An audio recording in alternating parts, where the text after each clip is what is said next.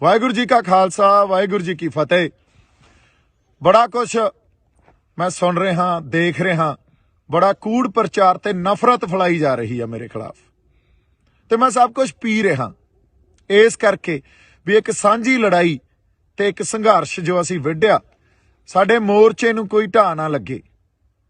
पर हुण जिस पड़ाव ते आ गए हैं ना, हुण कुछ गल्लां करनियां बड़ियां जरूरी आ।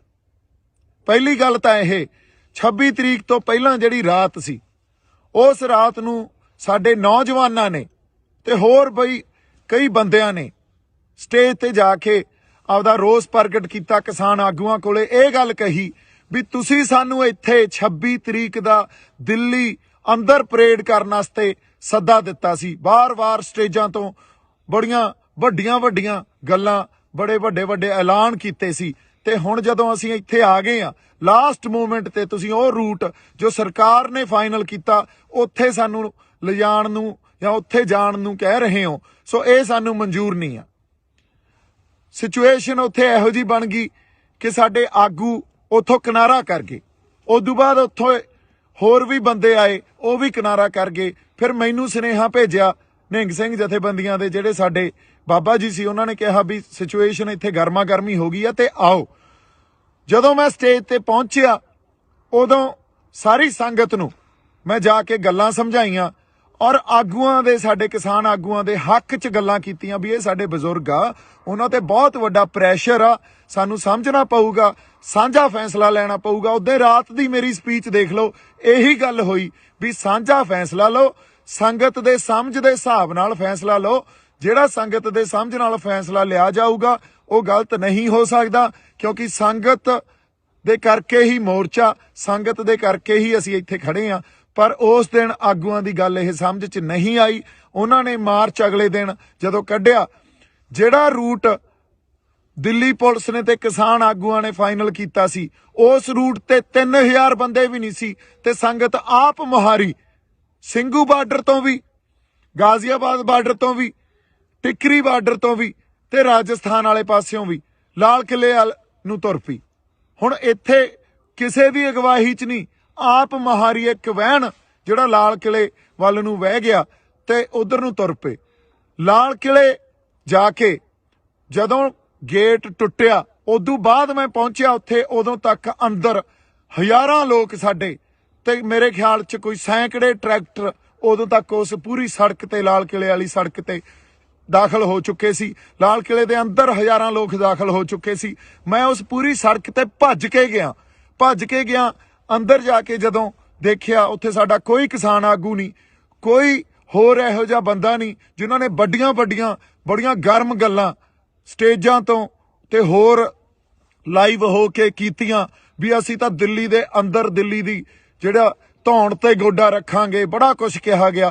पर उत्थे मौके ते कोई नहीं। जदों कोई नहीं तां एक कल्ला मैं संगत ने जदों देखिया ते मैनूं खिच के उत्ते लै गए भी बाई उत्ते साडे बंदे आ ते चलो चल गए। हुण उत्ते एक खाली जिहड़ी झंडा लाउण वाली अपना डंडा हुंदा, एक पोस्ट हुंदी आ, फ्लैग पोस्ट कहिंदे आ उहनूं, ਉਹ खाली पई सी। ਉਹਦੇ ਤੇ ਇੱਕ ਕਿਸਾਨੀ ਦਾ ਤੇ ਇੱਕ ਨਿਸ਼ਾਨ ਸਾਹਿਬ ਇਹ ਦਰਜ ਕਰਾਉਣ ਵਾਸਤੇ ਵੀ ਸਾਡਾ ਰੋਸ ਆ, ਅਸੀਂ ਆਪਦੇ ਹੱਕ ਲੈਣ ਆਏ ਆ। ਤੇ ਉੱਥੇ ਦੋ ਝੰਡੇ ਲਾਏ ਗਏ ਤੇ ਪਿੱਛੇ ਸਾਡਾ ਜਿਹੜਾ ਨੈਸ਼ਨਲ ਫਲੈਗ ਆ ਉਹ ਲੱਗਿਆ ਹੋਇਆ ਸੀ। ਇਹ ਗੱਲ ਜਦੋਂ ਅਸੀਂ ਸਮਝਦੇ ਆ, ਅੱਛਾ ਕਿਸੇ ਦੇ ਮਨ 'ਚ ਕੋਈ ਡਰ ਨਹੀਂ, ਕੋਈ ਭੈ ਨਹੀਂ, ਕਿਉਂ? ਕਿਉਂਕਿ ਕਿਸੇ ਨੇ ਕੋਈ ਗੱਲ ਗਲਤ ਤਾਂ ਕੀਤੀ ਨਹੀਂ, ਨਾ ਉੱਥੇ ਕੋਈ ਹਿੰਸਾ ਕੀਤੀ, ਨਾ ਕਿਸੇ ਪਬਲਿਕ ਪ੍ਰੋਪਰਟੀ ਨੂੰ ਅਸੀਂ ਡਿਸਟਰੋਏ ਕੀਤਾ ਜਾਂ ਉਹਨਾਂ ਨੂੰ ਨੁਕਸਾਨ ਪਹੁੰਚਾਇਆ, ਨਾ ਕਿਸੇ ਬੰਦੇ ਨੂੰ ਅਸੀਂ ਮਾਰਿਆ ਕੁੱਟਿਆ, ਨਾ ਸਾਡੇ ਬੰਦੇ ਤੇ ਕੋਈ ਇਹੋ ਜੀ ਗੱਲ ਹੋਈ ਵੀ ਕੋਈ ਫੱਟੜ ਹੋ ਗਿਆ ਹੋਵੇ ਜਾਂ ਸਾਡੇ ਬੰਦੇ ਤੇ ਕੋਈ ਕਿਸੇ ਨੇ ਡੰਡੇ ਚਲਾਏ। ਹੁਣ ਬੜਾ ਜਾਬਤੇ 'ਚ ਰਹਿ ਕੇ ਅਸੀਂ ਸਾਰੀਆਂ ਗੱਲਾਂ ਕੀਤੀਆਂ, ਕੋਈ ਭੈ ਨਹੀਂ, ਜਾਹੋ ਜਲਾਲ ਵੀ ਦੇਖੋ ਅਸੀਂ ਆਪਦਾ ਰੋਸ, ਆਪਦੇ ਹੱਕ ਲੈਣ ਆਏ ਆ ਤੇ ਸਰਕਾਰ ਨੂੰ ਦਿਖਾ ਰਹੇ ਆ ਵੀ ਅੱਜ ਸਾਡੇ ਹੱਕ ਸਾਨੂੰ ਦਿੱਤੇ ਜਾਣ, ਇਹਨਾਂ ਗੱਲਾਂ ਤੇ ਗੌਰ ਕੀਤਾ ਜਾਵੇ। ਕਿਉਂਕਿ ਪਿਛਲੇ 6 ਮਹੀਨਿਆਂ ਤੋਂ ਜਿਸ ਤਰ੍ਹਾਂ ਦਾ ਜੋ ਸਰਕਾਰ ਨੇ ਆਪਦਾ ਰਵੱਈਆ ਸਾਡੇ ਤਰਫ ਦਿਖਾਇਆ ਉਹ ਬਹੁਤ ਹੀ ਆਪਾਂ ਕਹਿ ਲਈਏ ਵੀ ਚੰਗਾ ਨਹੀਂ ਆ। ਉਹ ਤਾਂ ਸਾਡੀ ਬਾਰ-ਬਾਰ ਬੇਇੱਜ਼ਤੀ ਕਰਦੇ ਰਹੇ। ਹੁਣ ਉੱਥੇ ਦੋ ਝੰਡੇ ਲਾਏ ਗਏ, ਝੰਡਾ ਲਾਉਣ ਤੋਂ ਬਾਅਦ ਨਿਸ਼ਾਨ ਸਾਹਿਬ ਤੇ ਕਿਸਾਨੀ ਦਾ ਝੰਡਾ ਤੇ ਪਿੱਛੇ ਸਾਡਾ ਨੈਸ਼ਨਲ ਫਲੈਗ ਲੱਗਿਆ।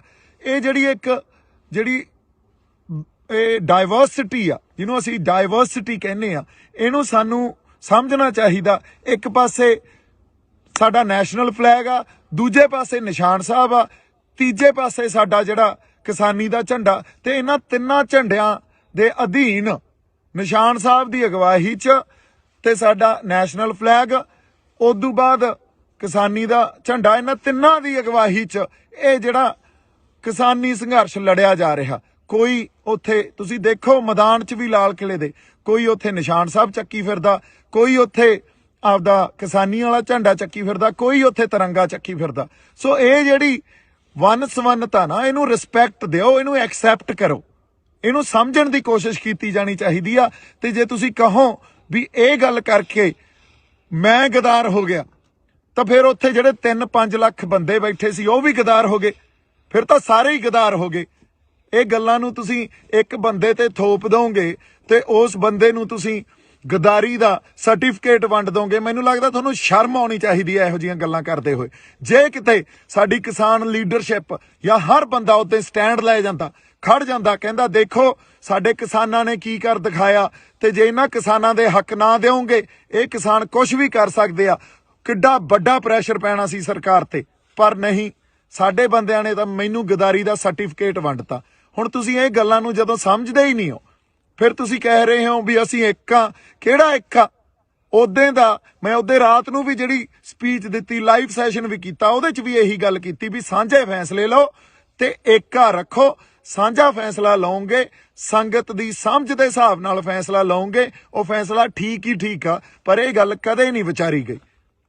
ਉਲਟਾ ਜਦੋਂ ਸੰਗਤ ਆਪ ਮੁਹਾਰੀ ਹੋ ਕੇ ਤੁਰ ਪਈ ਤਾਂ ਉਸ ਵੇਲੇ ਇੱਕ ਬੰਦੇ ਨੂੰ ਲੱਭ ਕੇ ਉਹਨੂੰ ਕਸੂਰਵਾਰ ਠਹਿਰਾ ਕੇ ਆ ਕੇ ਇਹਨੇ ਕਿਸਾਨੀ ਸੰਘਰਸ਼ ਨੂੰ ਢਾਹ ਲਾਇਆ। ਬਈ ਕਿਹੜਾ ਢਾਹ ਲਾਇਆ ਦੱਸੋ? 26 ਤਰੀਕ ਤੋਂ ਬਾਅਦ ਜਦੋਂ ਸੰਗਤ ਫੈਸਲਾ ਕਰਕੇ ਆਈ ਹੋਵੇ ਵੀ ਅਸੀਂ ਦਿੱਲੀ ਦੇ ਅੰਦਰ ਜਾ ਕੇ ਰੋਸ ਮਾਰਚ ਕਰਨਾ, ਕਿਉਂਕਿ ਉਹ ਫੈਸਲਾ ਤੁਸੀਂ ਉਹ ਦਿੱਤਾ ਸੀ ਤੇ ਬਾਅਦ 'ਚ ਤੁਸੀਂ ਬਦਲ ਗਏ। ਸੰਗਤ ਨੇ ਤਾਂ ਆਪਦਾ ਫੈਸਲਾ ਉਹਦੇ ਤੇ ਕਰ ਲਿਆ ਸੀ ਵੀ ਹਾਂ ਅਸੀਂ ਦਿੱਲੀ ਦੇ ਅੰਦਰ ਜਾ ਕੇ ਰੋਸ ਮਾਰਚ ਕਰਨਾ, ਤੇ ਉੱਥੇ ਲੱਖਾਂ ਲੋਕ ਕਿਸੇ ਇੱਕ ਬੰਦੇ ਦੇ ਕਹਿਣੇ 'ਚ ਨਹੀਂ ਹੋ ਸਕਦੇ। ਜੇ ਕਿ ਲੱਖਾਂ ਲੋਕ ਮੇਰੇ ਕਹਿਣੇ 'ਚ ਮੈਂ ਭੜਕਾਤੇ, ਫਿਰ ਤੁਹਾਡੇ ਕਾਹਦੇ, ਤੁਸੀਂ ਕਾਹਦੇ ਲੀਡਰ ਰਹਿ ਗਏ? ਫਿਰ ਤਾਂ ਸਾਰਾ ਕੈਡਰ ਹੀ ਮੇਰਾ। ਕਿਹੋ ਜਿਹੀਆਂ ਤੁਸੀਂ ਇੱਕ ਦਿਨ ਪਹਿਲਾਂ ਇਹ ਕਹਿੰਦੇ ਹੋ ਵੀ ਦੀਪ ਸਿੱਧੂ ਦੀ ਕੋਈ ਕੰਟਰੀਬਿਊਸ਼ਨ ਨਹੀਂ ਆ, ਦੂਜੇ ਦਿਨ ਇਹ ਕਹਿੰਦੇ ਹੋ ਦੀਪ ਸਿੱਧੂ ਮਗਰ ਲਾ ਕੇ ਲੈ ਗਿਆ ਬੰਦਿਆਂ ਨੂੰ। ਮੈਨੂੰ ਸਮਝ ਨਹੀਂ ਆਉਂਦੀ ਤੁਸੀਂ ਗੱਲਾਂ ਕੀ ਕਰ ਰਹੇ ਹੋ। ਹਜੇ ਤੱਕ ਤੁਹਾਨੂੰ ਏਕੇ ਦੀ ਸਮਝ ਨਹੀਂ ਆਈ, ਹਜੇ ਤੱਕ ਤੁਸੀਂ ਇੱਕ ਦੂਜੇ ਦੀਆਂ ਲੱਤਾਂ ਖਿੱਚਦੇ ਹੋ, ਹਜੇ ਤੱਕ ਤੁਸੀਂ ਤੌਹਮਤਾਂ ਲਾਈ ਜਾਂਦੇ ਹੋ।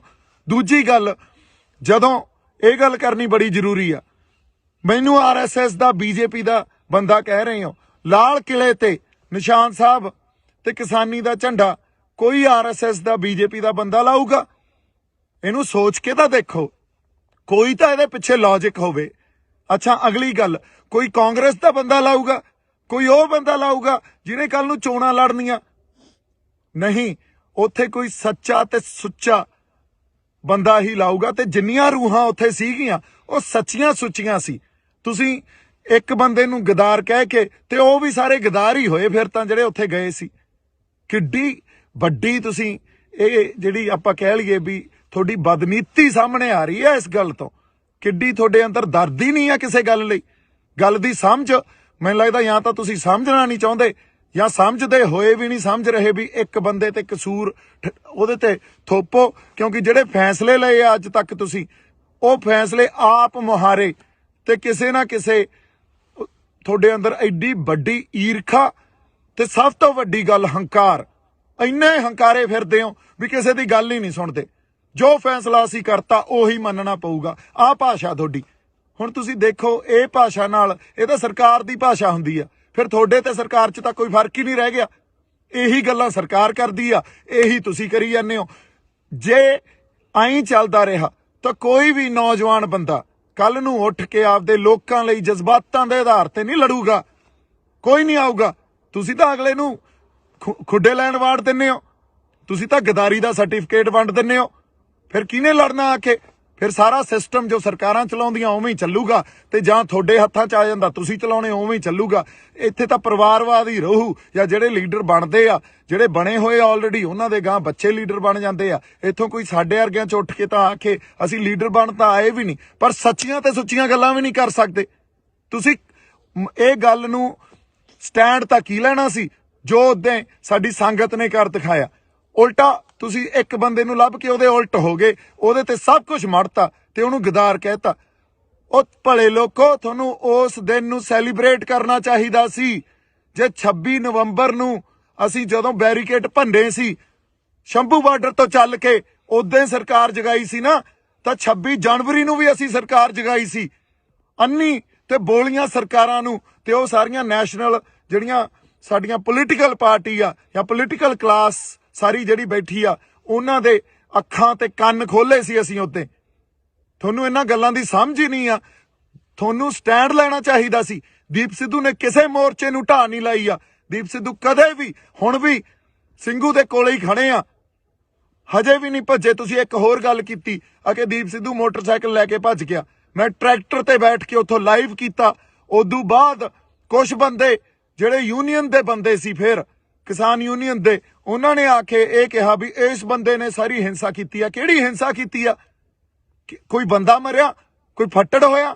ਲਾਲ ਕਿਲੇ 'ਚ ਅਸੀਂ ਕਿਸੇ ਪ੍ਰਾਪਰਟੀ ਨੂੰ ਨੁਕਸਾਨ ਪਹੁੰਚਾਇਆ ਜਾਂ ਕਿਸੇ ਉੱਥੇ ਜਿਹੜੇ ਸਾਡੀ ਪੁਲਿਸ ਸੀ, ਜਿਹੜੀ ਦਿੱਲੀ ਪੁਲਿਸ ਸੀ, ਉਹਨੂੰ ਨੁਕਸਾਨ ਪਹੁੰਚਾਇਆ? ਉਲਟਾ ਪੁਲਿਸ ਦੇ ਨਾਲ ਲੱਗ ਕੇ ਜਦੋਂ ਝੰਡੇ ਉੱਤੇ ਵਿਰੋਧ ਅਸੀਂ ਕਰਨ ਲਈ ਲਾਤੇ, ਉਹ ਪੁਲਿਸ ਦੇ ਨਾਲ, ਉਹ ਪੁਲਿਸ ਵਾਲੇ ਸਾਨੂੰ ਆ ਕੇ ਕਹਿੰਦੇ ਯਾਰ ਤੁਹਾਡੇ ਵਰਗੇ ਬੰਦੇ ਨਹੀਂ ਦੇਖੇ, ਕਿਸੇ ਨੇ ਕੁਛ ਨੁਕਸਾਨ ਨਹੀਂ ਪਹੁੰਚਾਇਆ। ਤੇ ਪੁਲਿਸ ਨੇ ਨਾਲ ਲੱਗ ਕੇ ਇਹ ਕਿਹਾ ਵੀ ਚਲੋ ਠੀਕ ਆ, ਤੁਸੀਂ ਜੋ ਕਰਨਾ ਕਰ ਲਓ ਤੇ ਉਦੋਂ ਬਾਅਦ ਪਲੀਜ਼ ਇੱਥੋਂ ਚਲੇ ਜਾਇਓ। ਹੁਣ ਅਗਲੀ ਗੱਲ, ਮੋਟਰਸਾਈਕਲ ਲੈ ਕੇ ਭੱਜਿਆ। ਉਹ ਜਦੋਂ ਮੈਂ ਲਾਈਵ ਕੀਤਾ ਟਰੈਕਟਰ ਤੇ ਬਹਿ ਕੇ, ਕੁਝ ਬੰਦੇ ਕਿਸੇ ਖਾਸ ਕਿਸਾਨ ਯੂਨੀਅਨ ਦੇ ਜਿਹੜੇ ਸੀਗੇ, ਉਹਨਾਂ ਨੇ ਇਹ ਗੱਲ ਕਹੀ ਵੀ ਇਸ ਬੰਦੇ ਨੇ ਹਿੰਸਾ। ਕਿਹੜੀ ਹਿੰਸਾ ਭੜਕਾਈ ਆ? ਦੱਸੋ ਤਾਂ ਸਹੀ। ਕੋਈ ਬੰਦਾ ਮਰਿਆ ਹੋਵੇ, ਕਿਸੇ ਦੀਆਂ ਲੱਤਾਂ ਟੁੱਟੀਆਂ ਹੋਣ, ਕਿਸੇ ਦੇ ਮੋਢੇ, ਕਿਸੇ ਦੀਆਂ ਬਾਹਾਂ ਟੁੱਟੀਆਂ ਹੋਣ ਯਾਰ। ਸੋ ਐਨੀਵੇਜ਼ ਉਹਨਾਂ ਨੇ ਇਹ ਗੱਲ ਕੀਤੀ। ਹੋਰ 4-5 ਬੰਦੇ ਆ ਗਏ ਤੇ ਸਾਡੇ ਬੰਦਿਆਂ ਨੇ ਜਿਹੜੇ ਉੱਥੇ, ਕੁਝ ਮੈਨੂੰ ਤਾਂ ਜਾਣਦੇ ਵੀ ਨਹੀਂ, ਮੈਂ ਤਾਂ ਇਕੱਲਾ ਫਿਰਦਾ ਸੀ। ਜਦੋਂ ਲਾਲ ਕਿਲੇ ਤੋਂ ਉਹ ਅਸੀਂ ਦੋਨੇ ਝੰਡੇ ਉੱਤੇ ਲਾ ਕੇ ਥੱਲੇ ਆਏ ਆ, ਲੋਕਾਂ ਨੇ ਹੱਥਾਂ ਤੇ ਚੱਕ ਲਿਆ। ਲੋਕਾਂ ਨੇ ਕਿਹਾ ਬਾਈ ਟਰੈਕਟਰ ਤੇ ਖੜਾ ਹੋ ਕੇ ਬੋਲ ਕੁਛ। ਉੱਥੋਂ ਵੀ ਟਰੈਕਟਰ ਤੇ ਖੜੇ ਹੋ ਕੇ ਮੈਂ ਇਹੀ ਗੱਲ ਕੀਤੀ ਵੀ ਸਾਡੇ ਆਗੂਆਂ ਨੂੰ, ਸਤਿਕਾਰਯੋਗ ਆਗੂਆਂ ਨੂੰ ਬੇਨਤੀ ਆ ਵੀ ਆ ਕੇ ਕੋਈ ਪ੍ਰੋਗਰਾਮ ਦੇਣ। ਜੇ ਇੱਥੇ ਬਹਿਣਾ ਕਿ ਵਾਪਸ ਜਾਣਾ ਸਾਨੂੰ ਦੱਸਣ। ਤੇ ਉਦੋਂ ਬਾਅਦ ਕਿਸੇ ਨੇ ਕੋਈ ਕੰਟੈਕਟ ਨਹੀਂ ਕੀਤਾ। ਬਾਈ ਜੀ ਜਿਹੜੇ RSS ਦੇ ਏਜੰਟ ਸੀ ਨਾ, ਉਹ ਤਾਂ ਬਾਹਰ ਸੀ, ਫਿਰ ਅੰਦਰ ਉੱਥੇ ਕੋਈ RSS ਦਾ ਏਜੰਟ ਨਹੀਂ ਸੀ।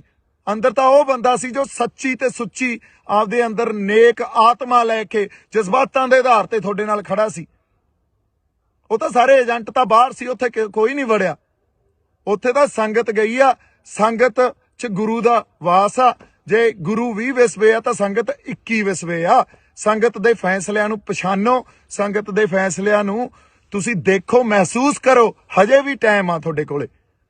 ਫਿਰ ਅਗਲੀ ਗੱਲ, ਜਦੋਂ ਮੇਰੇ ਤੇ ਉਹਨਾਂ ਨੇ ਆ ਕੇ ਇਹ ਕਿਹਾ ਵੀ ਉਹ ਤੂੰ ਹਿੰਸਾ ਪੜਾਈ ਆ, ਤੂੰ ਭੜਕਾਈ ਆ, ਹੁਣ ਮੈਂ ਉੱਥੇ ਆਪਦੇ ਬੰਦਿਆਂ ਨਾਲ ਲੜਦਾ। ਲੜਨ ਵਾਸਤੇ ਫੇਰ ਗੱਲ ਕੀ ਹੋਣੀ ਸੀ? ਦੇਖੋ ਦੀਪ ਸਿੱਧੂ ਦਾ ਕਿਰਦਾਰ, ਇਹ ਤਾਂ ਐਂ ਹੈ, ਇਹ ਤਾਂ ਲੜੀ ਜਾਂਦਾ ਬੰਦਿਆਂ ਨਾਲ, ਇਹ ਗਾਲਾਂ ਕੱਢੀ ਜਾਂਦਾ। ਉੱਥੋਂ ਜਿਹੜੇ ਕੁਝ ਸੁਹਿਰਦ ਬੰਦੇ ਸੀ, ਮੈਨੂੰ ਤਾਂ ਵਿਚਾਰੇ ਜਾਣਦੇ ਵੀ ਨਹੀਂ ਸੀ, ਉਹਨਾਂ ਨੇ ਕਿਹਾ ਬਾਈ ਤੂੰ ਨਿਕਲ, ਬਾਈ ਤੂੰ ਨਿਕਲ। ਉਹ ਮੈਨੂੰ ਲੈ ਗਏ। ਉਦੋਂ ਬਾਅਦ ਅਸੀਂ ਵਾਕਿਆ ਹੀ ਉਹ ਸਿਚੁਏਸ਼ਨ ਅਵੋਇਡ ਕੀਤੀ। ਕੁੱਟਣ ਨੂੰ ਉੱਥੇ 20 ਬੰਦਿਆਂ ਨੂੰ ਕੁੱਟ ਲੈਂਦੇ, ਲੜ ਪੈਂਦੇ ਆਪਸ 'ਚ। ਇਹ ਕਰਨ ਥੋੜੀ ਆਏ ਆ ਇੱਥੇ। ਫਿਰ ਉਹਨਾਂ ਨੇ ਕੀ ਕਹਿਣਾ ਸੀ? ਦੀਪ ਸਿੱਧੂ ਕੁੱਟਿਆ ਗਿਆ।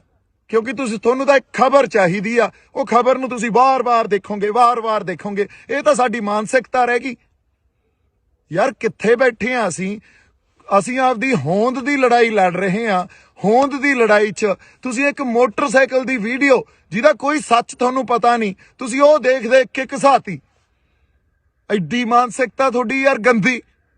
ਹੁਣ ਮੈਂ ਕੀ ਗੱਲਾਂ ਕਰਾਂ ਤੁਹਾਡੇ ਨਾਲ? ਜੇ ਮੈਂ ਬਾਹਲੀਆਂ ਗੱਲਾਂ ਖੋਲੂੰਗਾ ਨਾ, ਹਜੇ ਤਾਂ ਬਹੁਤ ਗੱਲਾਂ ਖੋਲ ਸਕਦਾ ਮੈਂ, ਬੜੀਆਂ ਗੱਲਾਂ ਖੋਲੀਆਂ ਜਾ ਸਕਦੀਆਂ, ਪਰ ਹਜੇ ਟਾਈਮ ਨਹੀਂ ਆ। ਹਜੇ ਬਹੁਤ ਗੱਲਾਂ ਨੂੰ ਪੀਣਾ ਪਊਗਾ।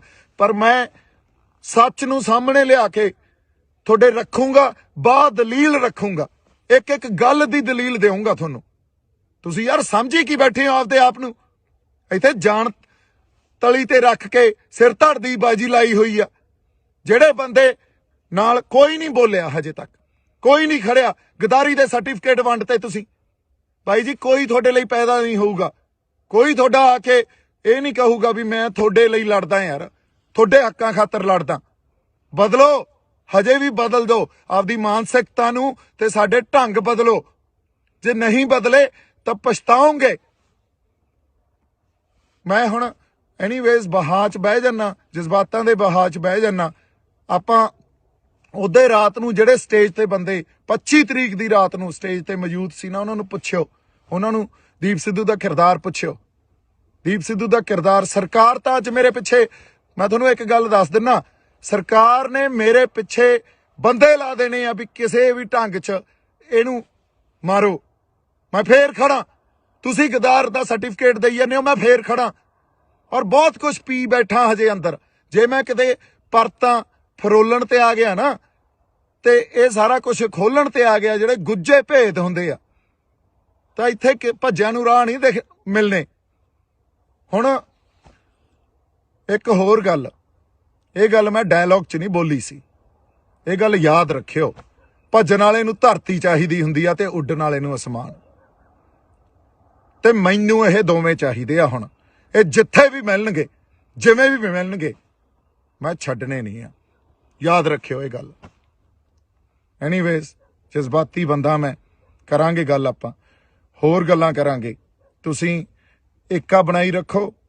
ਅਸੀਂ ਹੁਣ ਵੀ, ਸਾਡਾ ਸਾਂਝਾ ਮਕਸਦ ਆ, ਅਸੀਂ ਜਿੱਤਣਾ, ਇਸ ਮੋਰਚੇ ਨੂੰ ਜਿੱਤਣਾ।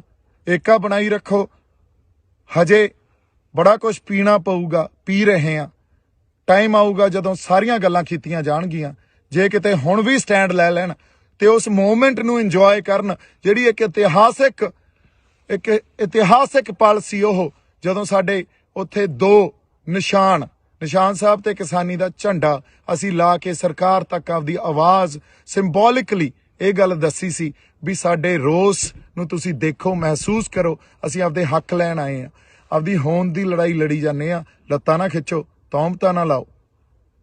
ਬਹੁਤ ਸਾਰਾ ਪਿਆਰ ਤੇ ਸਤਿਕਾਰ। ਜਿਉਂਦੇ ਵਸਦੇ ਰਹੋ। ਵਾਹਿਗੁਰੂ ਜੀ ਕਾ ਖਾਲਸਾ, ਵਾਹਿਗੁਰੂ ਜੀ ਕੀ ਫਤਿਹ।